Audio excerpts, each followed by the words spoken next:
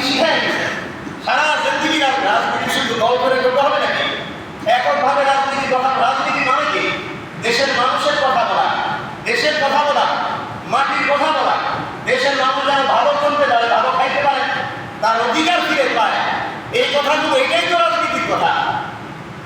তারপর আল্লাহ রাসূল তো রাজনীতি করছেন। যে সমাজে নারীর কোনো মূল্যায়ন ছিল না, নারীর কথা বলার অধিকার ছিল না, নারীকে মর্যাদায় প্রতিষ্ঠিত করেছেন আল্লাহ রাসূল, ওই সমাজে তিনি রাজনীতি করেছেন। জনাবে মুহাম্মদ রাসূলুল্লাহ ওলামায়ে কেরাম সমসাময়িক কথা বললে সেটা রাজনীতি হয়ে যাবে।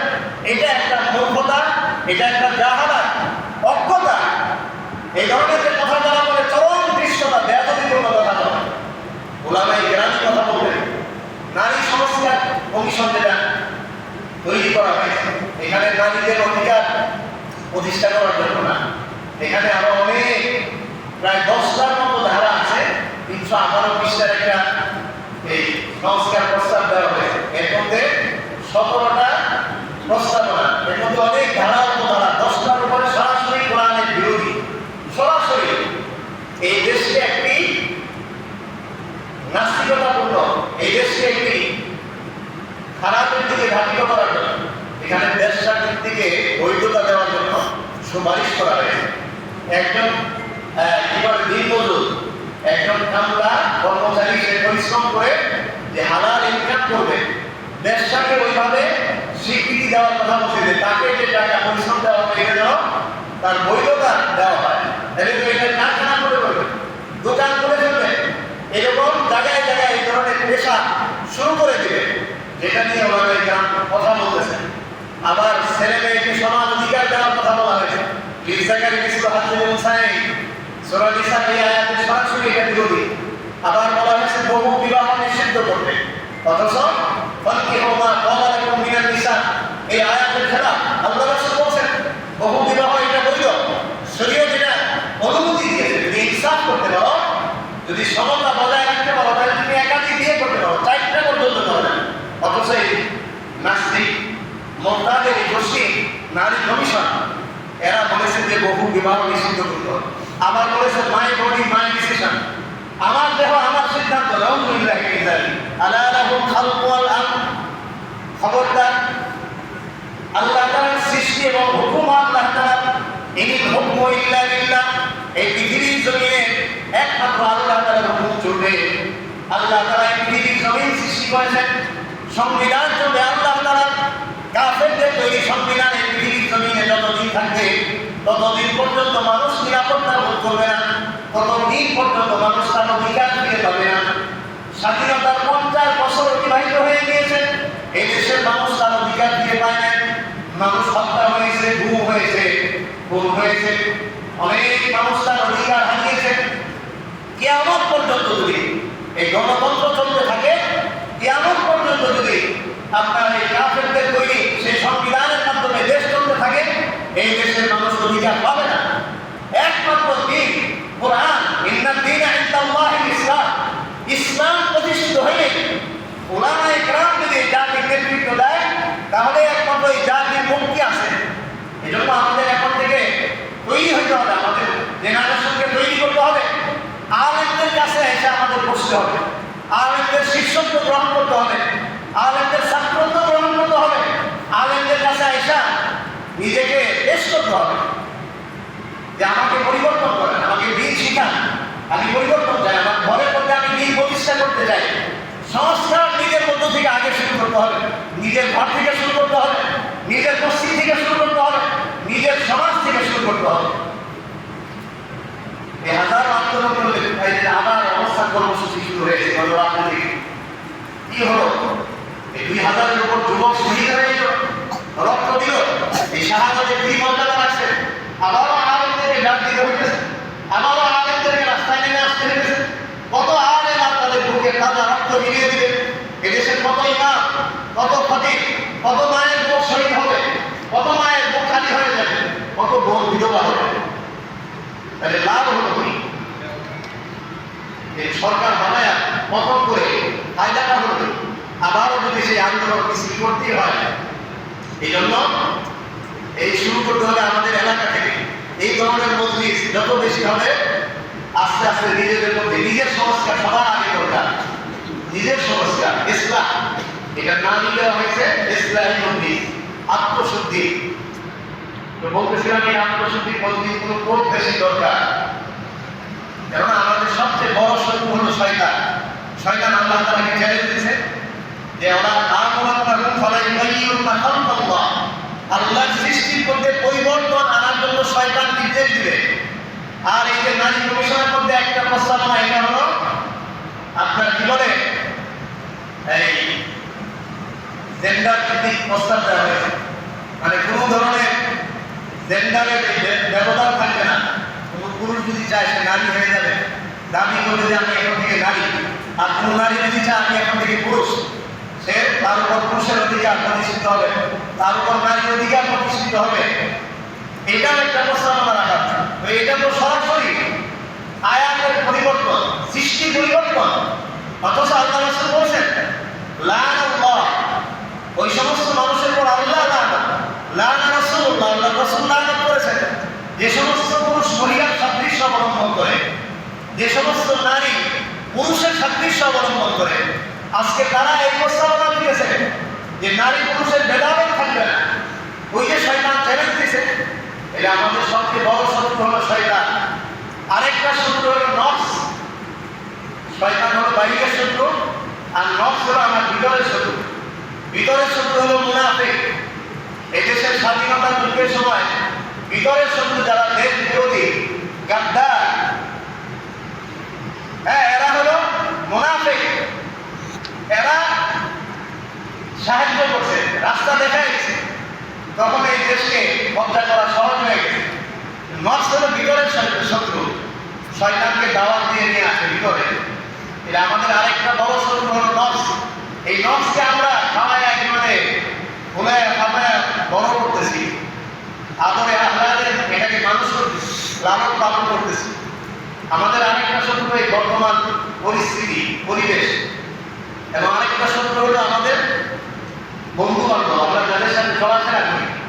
আল্লাহওয়ালা দিনই খালিদিহি, মানুষ তার বন্ধুর প্রভাবে প্রভাবিত হয়। আরেকটা শত্রু হলো, বড় শত্রু হলো বর্তমান মিডিয়া, মোবাইল, ইন্টারনেট। এটা হলো একটা বড় শত্রু। এই 5 শত্রু হলো আমার সবচেয়ে বড় শত্রু বর্তমান। এত শত্রুর মধ্যে আমার নিজেকে আমি কিভাবে হেফাজত করব? এই হেফাজতের জন্য আজকে এই মজলিস, ইসলামী মজলিস, এটা খুব বেশি দরকার। এই ধরনের মজলিসগুলো খুব বেশি করা দরকার। এই জন্য আলেমদেরকে আপনারা সাধুবাদ দেন। সাধারণ মানুষকে নিয়ে কিছু কথা বললাম, ওলামায়ে কেরামের সঙ্গে আমার কিছু কথা থাকবে। আমিও আপনাদের অন্তর্ভুক্ত একজন সাথী ভাই, দিনী ভাই হিসেবে আমি অযোগ্য কোনো যোগ্যতা নাই, যেহেতু এখানে বসে দেওয়া হয়েছে কিছু কথা বলার জন্য, সেহেতু হক আদায় করার জন্য আদর করতে ওলামায়ে কেরামের কিছু জিম্মাদারি, ওলামায়ে কেরামের জিম্মাদারি। হ্যাঁ, আরেকটা হাদিস আওয়ামুন নাসের জন্য আল্লাহ তাআলা বলেন ও আনফুসাকুম ওয়া আহলিকুম নার, এটা প্রত্যেককে উদ্দেশ্য করে, সারা পৃথিবীর সমস্ত মানুষ প্রত্যেককে উদ্দেশ্য করে আল্লাহ তাআলা ও আনফুসাকুম, নিজেকে বাঁচাও, আর যার অধীনে পরিবার আছে ওয়া আহলিকুম, তোমার পরিবারকে বাঁচাও। তাহলে সাধারণ মানুষের দায়িত্ব এইটাই, নিজেকে বাঁচানো, আর অধীনস্থ কেউ যদি থাকে তার অধীনে যে আছে তাকে বাঁচানো। আর ওলামায়ে কেরামের দায়িত্ব আরো ব্যাপক, নিজেকে তো বাঁচাবে, নিজের আহলিয়াকে বাঁচাবে, এবং সামগ্রিকভাবে লিউনজিরুল কওমাহুম ওয়া লিউনজিরুল কওমাহুম, তার কওমকে বাঁচানোর দায়িত্ব আলেমদের। সাধারণ মানুষ বলে যে আলেমদের এত কি টাকা বসে, এত আন্দোলন করা, এত রাজনীতি করা কি দরকার? আলেমদেরকে কি আপনারা যদি বিচার বসার কখনো দিয়েছেন? আওয়ামুন নাস কিছু দেয়? তাহলে কোন দায়ে, কোন টাকা বসে তাদেরকে রাস্তায় আন্দোলন করতে জীবন ফিরিয়ে দেওয়ার জন্য? আল্লাহ তাআলা আলেমদেরকে দায়িত্ব অনিয়মের কওমাহুম, আলেমদের শুধু নিজের জান বাঁচানোর জিম্মাদারি না, সাধারণ মানুষকে আল্লাহ তাআলা বলেছে জাহান্নামের আগুন থেকে তোমরা যদি বাঁচতে চাও, ও আনফুসাকুম, নিজেকে বাঁচাও, তোমার পরিবারকে বাঁচাও, তোমার দায়িত্ব এতটুকুই। আর আলেমকে বলতেছে নিজেকে বাঁচাও, নিজের পরিবারকে বাঁচাও, অনিয়মজিরুল কওমাহুম, তোমার জাতিকেও তোমার বাঁচাতে হবে। এখানে তোমার দায়িত্ব ব্যাপক। এখন জাহান্নাম থেকে বাঁচাবো কিভাবে? আল্লাহ রাসূল সবটা সাধারণ মানুষের একটা কথা বলছেন। এক নাম্বার বলছেন কোন আলিমান, আলেম হয়ে যাও। যদি জাহান্নামের আগুন থেকে বাঁচতে চাও, এক নাম্বার তুমি আলেম হয়ে যাও। আলেমরা জাহান্নাম থেকে নিজেকে বাঁচিয়ে নিয়েছে যদি ইখলাসের সাথে তার ইলম হাসিল করে, ইলমের চর্চা করে থাকে। আলেম তাকে জাহান্নাম থেকে বাঁচিয়ে নিয়ে গেছেন। এখন সাধারণ মানুষের মধ্যে তো অনেক ব্যবসায়ী আছে, ছাত্র আছে, অনেক দিনমজুর আছে, কর্মচারী আছে। তারা কি করবে? সবার পক্ষে তো আর আলেম হওয়া সম্ভব না, সবার পক্ষে তো এখন মাদ্রাসায় ভর্তি হওয়া সম্ভব না। একজন প্রফেসর, একজন ডাক্তার, একজন ইঞ্জিনিয়ার সে কি করবে? তার জন্য আল্লাহ রাসূল অপশন দিয়ে দিয়েছেন। প্রথম হলো আলেম, সে আলেম হয়ে গেলে বাস, যদি ইখলাস থাকে সে নিজেকে জাহান্নামের আগুন থেকে বাঁচিয়ে নেবে। দুই নম্বর হলো যদি আলেম না হইতে পারো, আলেমের ছাত্র হয়ে যাও, মুতাআল্লিমান, আলেমের সামনে হাঁটু গেড়ে বসে যাও, আলেমের সামনে তুমি নিজেকে পেশ করো, আলেমের সামনে তুমি সারেন্ডার করো, আলেমের জোড়া সোজা করো, আলেমের খেদমত করো। আলেমের নেককার তোমার উপর যদি পড়ে তোমার জিন্দেগি পরিবর্তন হয়ে যাবে। আলেমের রূহানিয়ত তুমি যদি অর্জন করতে পারো, ইনশাআল্লাহ তোমার জিন্দেগি পরিবর্তন হয়ে যাবে। নিগাহে মাহদুমি সে তকদীর বদল জাতি হে। একজন নেককার মুমিনের অন্তর্দৃষ্টি, নেক দৃষ্টি যদি একজন মানুষের উপর পড়ে, তার জিন্দেগির মধ্যে আল্লাহ তাআলা পরিবর্তন করেন। হযরত আব্দুল কাদের রাইপুরি রাহমাতুল্লাহি আলাইহি দিনের জামে মসজিদে 40 দিন পর্যন্ত ইতিকাফ করেন। তিনি যখন বের হয়েছেন, হযরত হাকিম উম্মত মুজাদ্দিদুল মিল্লাত শাহ শাফাঈ থানভী রাহমাতুল্লাহি আলাইহি বলেন, তার কিতাবের মধ্যে লেখেন 40 দিন পরে তিনি যখন মসজিদ থেকে বের হয়েছেন, তার চেহারার মধ্যে নূর বের হয়ে আসছিল, তার চোখ দিয়ে নূর ঠিকরে পড়তেছিল। তিনি যখন বাহির হয়ে আসলেন, একটা কুকুরের উপর তার নজর পড়ে গেছে, একটা কুকুরের উপর। আর আল্লাহ তাআলা বুজুর্গের নেক নজরের মাধ্যমে এই কুকুরকে পরিবর্তন করে দিয়েছেন। এই কুকুর এখন যেখানে যা আগে ছিল পাগলা কুকুর, খেপা কুত্তা, এখন সে বদল হয়ে গেছে। যেখানে যা এলাকার সব কুকুর তার সামনে এসে হাঁটু গেড়ে বসে যায়। মনে হয় সে একটা বদনা করতেছে। থানভী রাহমাতুল্লাহি বলতেছে, जिनकी निगाह से जानवर भी महरूम नहीं रहते, इंसान भी से महरूम रहेंगे। যাদের দৃষ্টি থেকে জানোয়াররাও বঞ্চিত হয় না, জানোয়ারের জিন্দেগি পরিবর্তন হয়ে গেছে। থানভী রাহমাতুল্লাহি বলতে জালেম কুত্তা বুজুর্গों की नजर से सैकड़ों गिलास कर दिया। এই কুকুর ছিল আগে খেপা কুত্তা, খারাপ, মানুষকে কামড়াইতো, ঘেউ ঘেউ করতো। এখন এই বুজুর্গের নজর পড়ার কারণে তার জীবন পরিবর্তন হয়ে গেছে। এখন যেখানে যায় কুকুরের দল তার পিছনে হাঁটে, যেখানে বসে কুকুররা তার সামনে বসে থাকে। তো কুকুরদের প্রিয় হয়ে গেছে। তাহলে কুকুরের উপর একজন বুজুর্গের নজরের দ্বারা যদি কুকুরের জিন্দেগি পরিবর্তন হয়, তাহলে মানুষের উপর যদি বুজুর্গদের নেক নজর পড়ে, তাহলে মানুষের জিন্দেগি কেন পরিবর্তন হবে না? একটা তাসির আছে, দৃষ্টির একটা প্রভাব আছে। আসহাবে কাহফে কুকুরের কথা আপনারা শুনেন নাই? আসহাবে কাহফের যুবকরা যখন যাচ্ছিল, পিছনে পিছনে একটা কুকুরও যাচ্ছিল। এই কুকুরকে যখন তারা আল্লাহ তাআলা কুকুরের জবান করে দিয়েছে, বলতেছে আমা উহিব্বু আহবাবাল্লাহ, আমা উহিব্বু আহবাবাল্লাহ, আমি কি আল্লাহর বন্ধুদের ভালোবাসবো না? কেন আমাকে আপনারা তাড়িয়ে দিচ্ছেন? আমি তো আপনাদের মহব্বত করি, আপনাদের সহবতে থাকতে চাই। একটা কুকুর ইতর প্রাণী, এই ইতর প্রাণী নেককার যুবকদের সংস্রব অবলম্বনের কারণে পৃথিবীর আর কোনো কুকুর জান্নাতে যাবে না। এই কুকুরকে আল্লাহ তাআলা জান্নাতি হিসেবে ঘোষণা করেছেন। সুবহানাল্লাহ। এই কুকুরকে আল্লাহ তাআলা জান্নাতে দিবেন কিসের কারণে?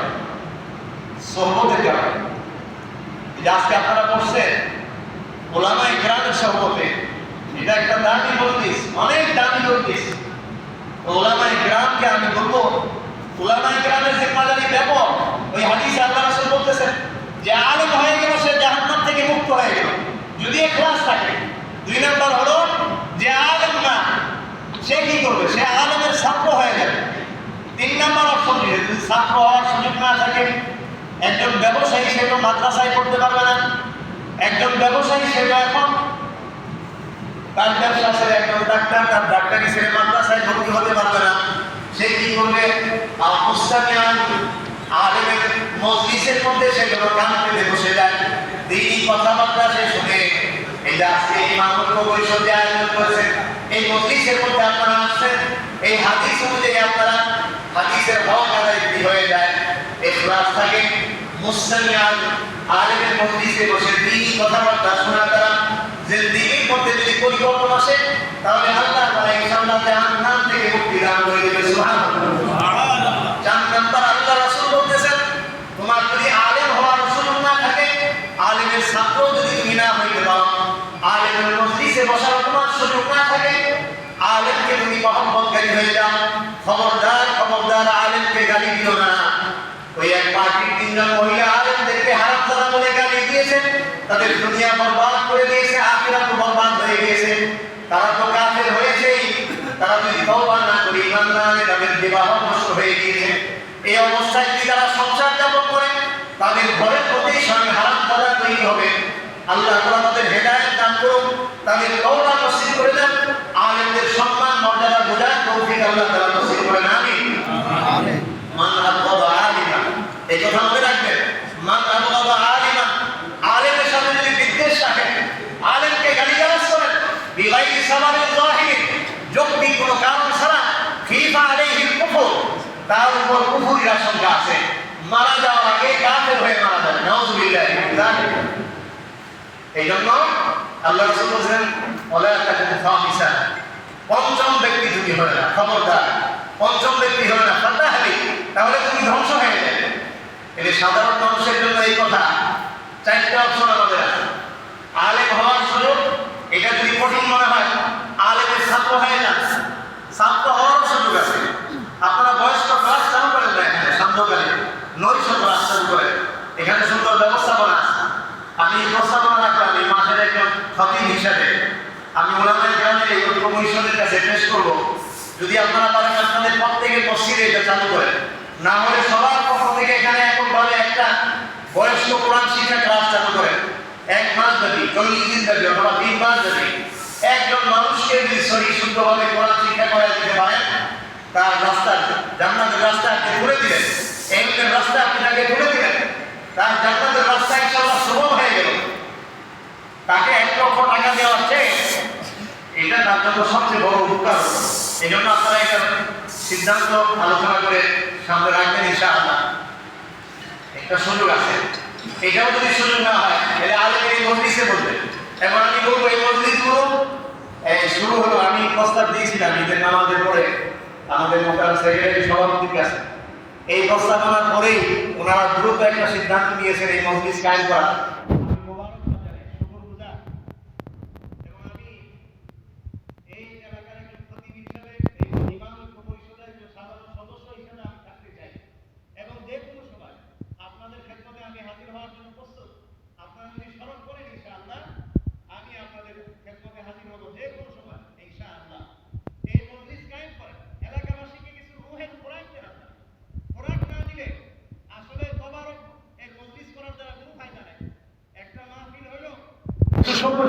আলোচনা হইল, তবারক খাওয়ার পর বাস শেষ, ওই মজলিস ওখানেই শেষ, এরপরে আর কিছুই থাকে না। এই ধরনের মজলিস খুব বেশি বেশি হওয়া দরকার। এই ধরনের মজলিসের দ্বারা ফায়দা বেশি হবে, রুহের খোরাক পাবে। তাহলে আপনারা 1 মাসিক বা 3 মাসিক 3 মাস পর একটা অনুষ্ঠান করতে পারেন। তাহলে আলেমের মজলিসে আপনারা যদি বসেন, তাহলে আল্লাহ রাসূলের ওই হাদিসের অংশ হিসেবে ইনশাআল্লাহ আপনাদের নাজাতের একটা রাস্তা খোলা থাকে। এখন হলো আলেমদের জন্য কথা। আলেমদের জিম্মাদারি তো অনেক বেশি, সাধারণ মানুষের দায়িত্ব একটা, নিজেকে বাঁচানো আর নিজের পরিবারকে বাঁচানো। অন্য মানুষকে নিয়ে তার মাথা ব্যথা নেই, কিন্তু আলেমের কিন্তু শুধু নিজেকে না, তার পরিবারকেও বাঁচাইতে হবে, লিয়ুনজিরু কওমাহু, পুরা কওমকে বাঁচাইতে হবে। এই জন্য অনেক কথাই তো আছে, মৌলিকভাবে আলেমদের দায়িত্ব 3টা। একটা হলো তাফাক্কুহ ফিদ্দীন, দ্বীনের গভীর ইলম হাসিল করা, দ্বীনের ইলম হাসিল করা। এটা নিয়ে আলোচনার এখানে দরকার নেই, আপনারা তো দ্বীনের ইলম হাসিল করেছেন, দ্বীনি ইলম হাসিল করার কোনো শেষ নাই। আরো আপনারা উচ্চতর ডিগ্রি অর্জন করার জন্য আরো গবেষণা ধর্মী ইলম হাসিল করেন, স্টাডি করেন, এলাকায় একটা লাইব্রেরি পাঠাগার তৈরি করেন, সেখানে সপ্তাহে আপনারা একত্রিত হন, বিকালে একত্রিত হন, নিজেরা পড়েন, মানুষকে কিতাবের মাধ্যমে এই এলাকার যুবকদেরকে বইয়ের প্রতি ভালোবাসা তৈরি করেন, মোবাইল যেন ছেড়ে তারা লাইব্রেরির প্রতি আসক্ত হয়। একটা মুসলিম সমাজে এরকম একটা সময় ছিল, মুসলিম সমাজে আপনার স্পেন মুসলমানরা 800 বছর শাসন করেছে। সেই স্পেনের বাজারে একজন মুসলমান গেছে একটা বই কেনার জন্য, সে গবেষণা করছে, তার থিসিস লেখার জন্য একটা কিতাব কেনার জন্য গেছে। আরেকজন ব্যক্তি গেছে কিতাব কেনার জন্য, ওই একটা কিতাবে। তো সে বলতেছে, তো আমার জানা মতে এই বিষয়ে এই অঞ্চলে আর কেউ এই বিষয়ে গবেষণা করতেছে, আপনি কেন এই কিতাবটা কিনতে আসছেন? বলে, আমার বইয়ের সেলফের মধ্যে একটা জায়গা খালি আছে, ওই মাঝে কোনো বই পাইতেছিলাম, এই বইটা আছে, আপনি যে বইটা কিনতে আসছেন আমি ওই বই কিনতে আসছেন। একজন থিসিস লেখার জন্য তার গবেষণা করতেছে যে বিষয় নিয়ে, ওই বিষয়ে বই নিতে আসছে, আরেকজন তার সেলফের মধ্যে আলমারির মধ্যে বই রাখার জন্য আসছে। তাহলে এক সময় মুসলমানের আলমারি কিতাবের মাধ্যমে শোভা পাইত, সৌন্দর্য বর্ধিত হইত, আর আজকে মুসলমানের সেলফের মধ্যে, মুসলমানের শখের মধ্যে মূর্তি আর পুতুল এই সমস্ত জিনিস দিয়ে ভরে, যেগুলো থাকলে ঘরে নামাতে হয়, নেতার ছবি, অমুকের ছবি, অমুকের ছবি নিয়ে নিজের অফিস আদালত নিজের ঘরের মধ্যে ফেরেশতা আসার দরজা বন্ধ করে দিয়েছে। তাহলে আমাদের অধঃপতন কোথায় গিয়েছে? একটা সময় ছিল। তো এই জন্য উলামায়ে কেরামের দায়িত্ব ব্যাপক। প্রথম দায়িত্ব হলো তাফাক্কুহ ফিদ্দীন, দ্বীনের সমাজ। 2 নম্বর দায়িত্ব হলো হেফাজতে দ্বীন, দ্বীনের হেফাজত করা, দ্বীনের হেফাজত করা। এটা আল্লাহ তাআলা দায়িত্ব দিয়েছেন। আর আলেমরা কোনো দ্বীনের বিষয় নিয়ে ডাক দিলে আপনারা আলেমদের সাথে আসবেন।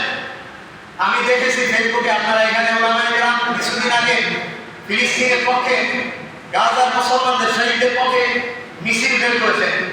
এত বড় একটা এরিয়াতে যে সংখ্যক মুসলমান থাকার কথা ছিল, উল্লেখযোগ্য পরিমাণ ছিল না।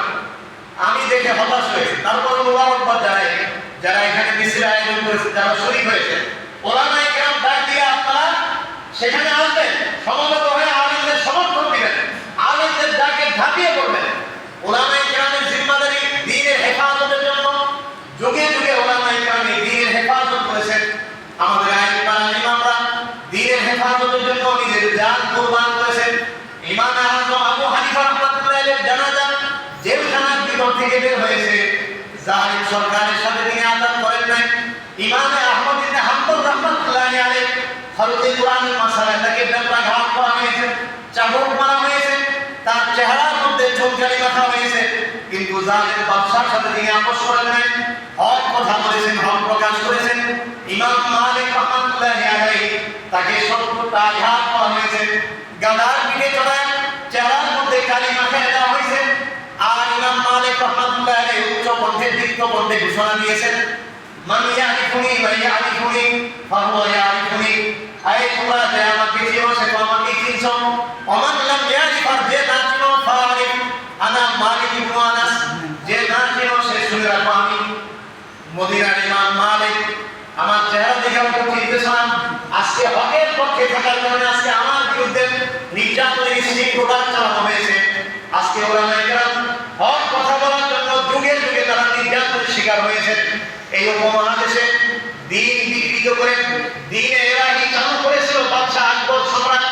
এই বাদশাহ আকবরের দ্বীনে ইলাহির বিরুদ্ধে দীপ্ত কণ্ঠে আওয়াজ উত্তোলন করেছেন মুজাদ্দিদ আল-ফিসানি রাহমাতুল্লাহ আলাইহি।